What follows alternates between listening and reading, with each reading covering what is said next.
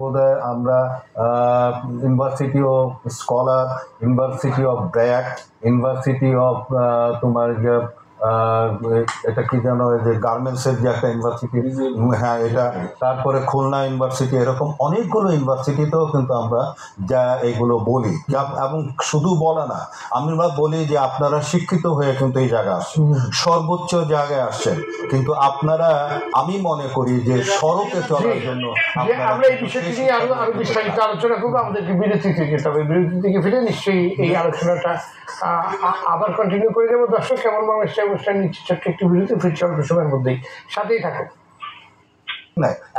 কতগুলো স্কুলে যাবা এবং একটা স্কুলের মধ্যে অনেকগুলো ক্লাস থাকে, সবাইকে তো তুমি বুঝতে পারছো, একটা অর্গানাইজেশনের কাজ কিন্তু স্যার শুধুমাত্র স্টুডেন্টদেরই না, পলিসি মেকারদেরকে প্রেসারাইজ করে এটা করে। তারপরে আমি আরেকটা বুদ্ধি বের করছি যে এই যে যেরকম ভাবে স্কাউট আছে, যেমন তোমার গার্ডেল আছে, এরকম ভাবে রোড সেফটি ইউনিট করার জন্য আমি জিজ্ঞাসা করে দেখো, আমি এই অনুষ্ঠানের মধ্যে বলেছি যে রোড সেফটি ইউনিট করে দেন, একটা ইউনিট করে দিলে পরে এই স্কুলের মধ্যে ইউনিটটাই ওই স্কুলের মধ্যে তাদের ছাত্রদেরকে তারা আমরা কয়জনকে শিক্ষা দিতে পারবো।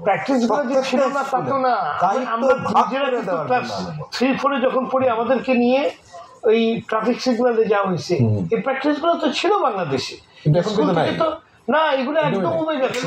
ইভেন আমাদের কিভাবে জেব্রা ক্রসিং পার হতে হয় সেটা পর্যন্ত স্কুল থেকে নিয়ে সেখানে দাঁড় করিয়ে এই প্র্যাকটিস গুলো করানো হয়েছে। তো এগুলো ছিল। সবচেয়ে মজার ব্যাপার হচ্ছে কি জানো, আমি কোন জায়গায় ওদেরকে আটকাইছি জানো, সবচেয়ে বেশি ওরা আটকাইছে কোন জায়গাটা, সেটি হলো যে আমি প্রথম বলি যে আচ্ছা বলেন তো কারা কারা মোটর সাইকেল চালান, সব হাত তুলে মোটর সাইকেল। আচ্ছা ভাই আপনারা এবার বলেন তো কে আপনার গিয়ে ট্রেনিং নিয়ে তারপরে ড্রাইভিং লাইসেন্স নিয়েছেন, দেখি অর্ধেকও হাত তুলে না।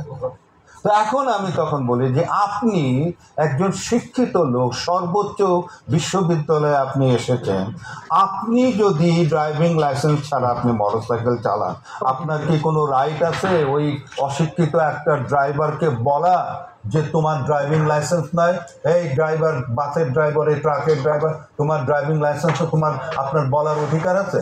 এর জন্যই আমি এর আগের কথাটা বলতে, আমরা সবাই বলি, আমরা কিন্তু সবাই বলি করি কম, কিন্তু কেউ কিন্তু আমরা কিন্তু করি না, কেউ কিন্তু আমরা কিন্তু মেনটেন করি না।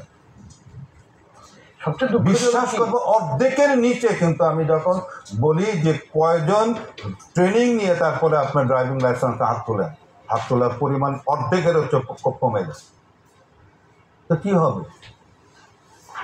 তোমার মতো একটা ইউনিভার্সিটির ছেলেকে যদি আমাকে যদি যা এখনো যদি এই কথা বলতে হয়, তাহলে আমি কখন বলবো, কাকে বলবো? তাই